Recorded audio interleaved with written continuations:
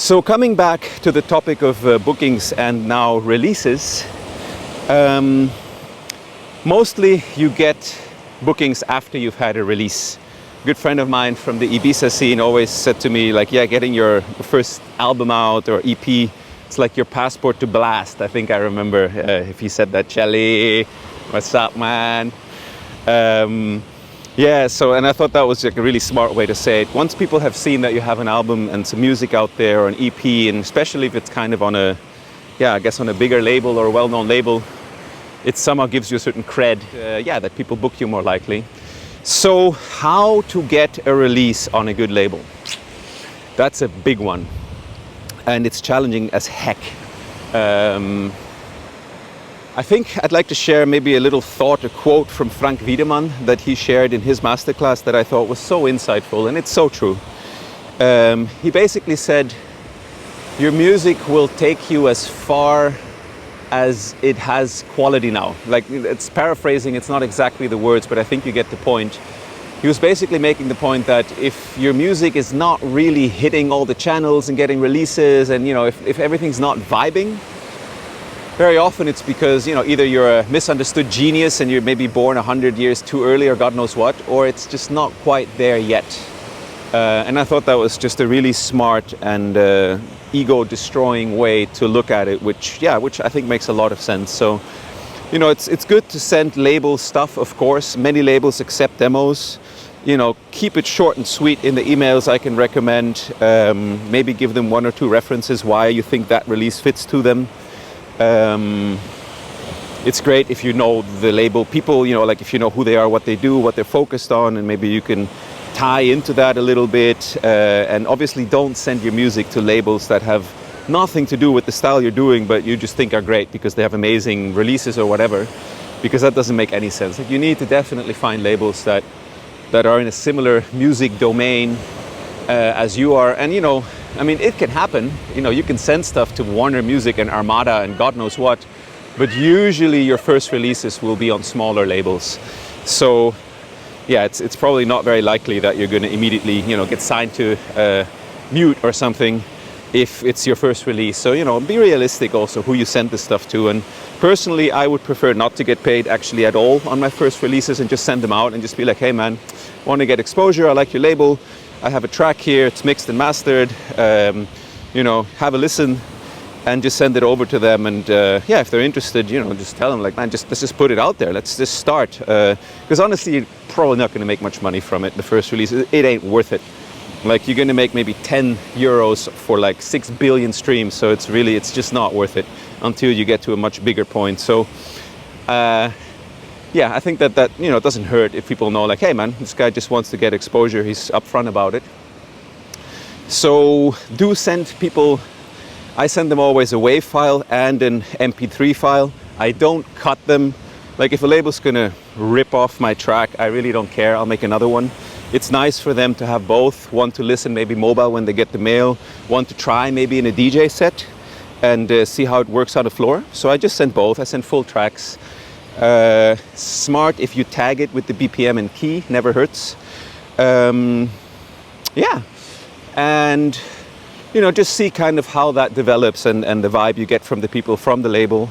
I've heard dozens of horror stories of weird labels that just take the music, release it on 1,000 compilations and never send artists any money for it. I mean, I think mostly these days money is made by performing live, unless you're doing massive amounts of streams.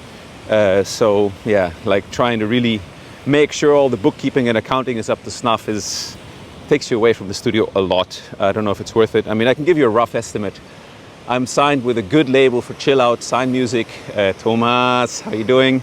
He does amazing stuff, beautiful artwork. He's super connected. He's very dedicated. It's all he does. He has a studio and music label. And my stuff's gotten on some pretty big compilations. It's been played on a lot of radio stations, blah, blah, blah.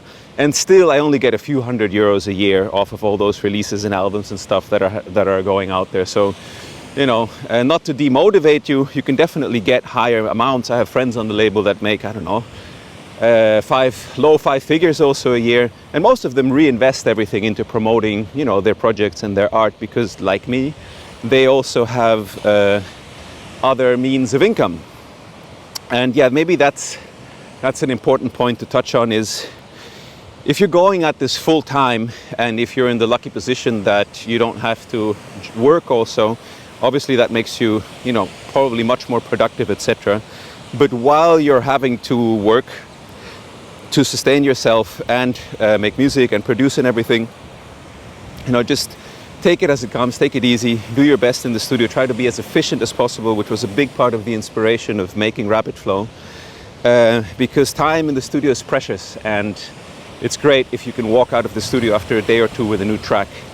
I think that's a big part of it, balancing work-life responsibilities. So in my case, I work in IT consulting at the moment. I've been doing that for a few years. It's super interesting. I get to help companies and hospitals with their IT stuff. And I do music on the side, and I love it. And I do Rapid Flow on the side, thanks to my amazing Miss Ona. I'm able to do all this. But, it's not always easy balancing this. I think what I'm getting to is, don't stress yourself out by trying to live off music before you've had your first couple of good releases and good gigs. And definitely a gig can pay anywhere from, I guess, $200-300 in sort of countries that the living cost is just lower, to $1,000, $2,000, $3,000 in places like Germany, etc. when you're coming up, to 5 to 10K, even 20K. I have friends in the scene that are super professional and doing this since many years, very successfully. Yeah, and they're like making between 10 and 20K per year. And the top acts in most scenes, they're, what am I saying, per year, per gig. And top acts are doing way, way more than that. So once you get to a certain degree of notoriety, and your music is amazing, of course, it's very possible to live off of it. So yeah, I don't want to demotivate you, but it's of course tough because there's a lot of noise out there. So cutting through the noise is an important tip also that I can give, which is, I think the best way to do that is to make sure that the art that you do is really honest, coming from who you really are as a person, from a creativity point of view, not trying to copy people or do it the same way as someone else who you think is successful, because hey, guess what? We already know that style of music because someone else is doing it. So do your own thing, be true to what you think sounds amazing. And the more you go into that, the more you will be noticed, because what you do sounds like you. And you can be behind it 100%, which people on a dance floor and at labels and festivals sense immediately. So yeah, I think that's maybe a conclusion for this, is to be really as authentic as possible with your art. And and then do your best to promote it, and don't lose motivation if you get rejections, if people don't answer. It's the way it is. These people, can imagine they're getting, some of them, dozens of releases or tracks a day. So, they don't have time to listen to everything in detail, answer everything. And yeah, like Mr. Frank Wiedemann said, if you're not being picked up by the labels you're going for, it may mean you have more work to do, or it may mean you sent it to the wrong labels.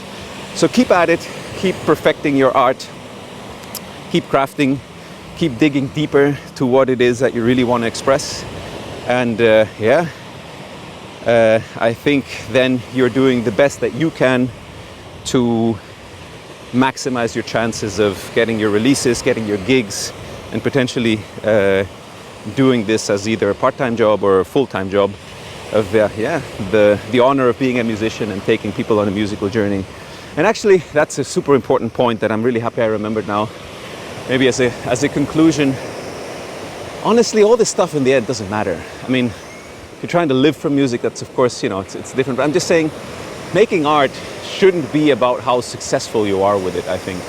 Making art should be about expressing something that is true to your heart and comes through you, that, that is an expression of the higher energy, vibration we live in, and that hopefully touches people. And I think if your music touches people, if people write you that it helped them through a dark period, helped them to study. I got that one a lot. People that did their university studies with my stuff in the background, which, I guess kind of makes it elevator music, but I don't care. I think that's amazing. Like, I think that's like, I couldn't imagine kind of a higher calling than that, I think, at least from a point of view of chill out music. Like, if people could study better from it than in silence, which someone wrote me, I'm super stoked. So yeah, it's not all about the money and the fame. I think it all starts much, much earlier than that, with how your music impacts people and how it moves them and how it helps them and how it touches them. So yeah, that's my thoughts on I guess how to start off your career in music, how to get those gigs and releases.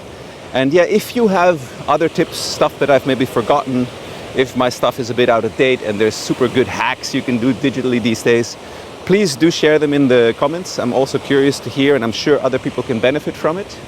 And yeah, that's it from me. I look forward to seeing you on the next one. Take care. Bye-bye.